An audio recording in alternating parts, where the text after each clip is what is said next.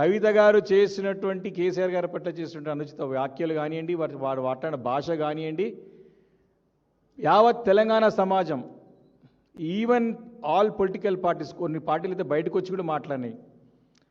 ప్రజలు చీత్కరించుకుంటున్నారు, కవిత గారి భాష పట్ల అసహించుకుంటున్నారు.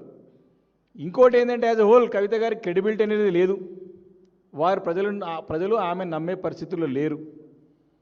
వారు ఏదో కేసీఆర్ గారు అంటే ఏదో నన్ను చూస్తారు, నన్ను గమనిస్తారు, నన్ను గుర్తుపడతారు, నన్ను రికగ్నైజ్ చేస్తారు అనుకుంటుంది తప్ప వాస్తవానికి మొన్న మాట్లాడిన భాషకి అంతో ఇంతున్నటువంటి తమకున్న ఏ విలువను కూడా కోల్పోయినారు. కాబట్టి మేము ఎప్పుడు కూడా ఆమెను పెద్ద కన్సిడరేషన్లు తీసుకోవట్లేదు, పెద్ద ఆమె చేస్తుంది అనుకుంటలేము.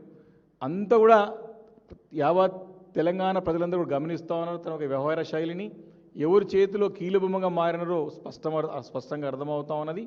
కాబట్టి మొన్నటితో ఆమె చాప్టర్ మొత్తానికే close అయిపోయినది.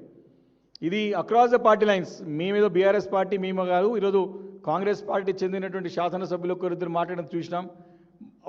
Apart from Congress, BJP నాయకులు ఓపెన్గానే బాహటం కాక చాలా ఇంకా కింది స్థాయిలో మాత్రం అందరూ కూడా తనని అసహించుకున్నటువంటి పరిస్థితులు తెలంగాణ రాష్ట్రంలో ఏర్పడ్డది.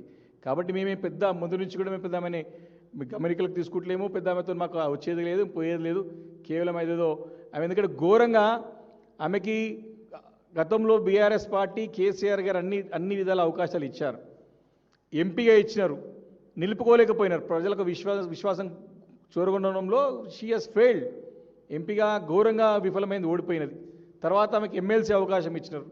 ఆమె పార్టీ క్యాడర్ నాయకులు ప్రజల యొక్క మనవులు పొందడంలో ఘోరంగా విఫలమైనారు. కాబట్టి నాయకురాలుగా ఆమె పనికి రాదు. కేవలం ఏదో ఆర్భాటాలకు పోయి అంగులకు పోయి ఇతర పార్టీ చేతుల్లో కీలుబొంగ మారింది. కాబట్టి ఆమెను పెద్ద కన్సిడర్ తీసుకునే అవసరం లేదని భావిస్తూ ఉన్నాం.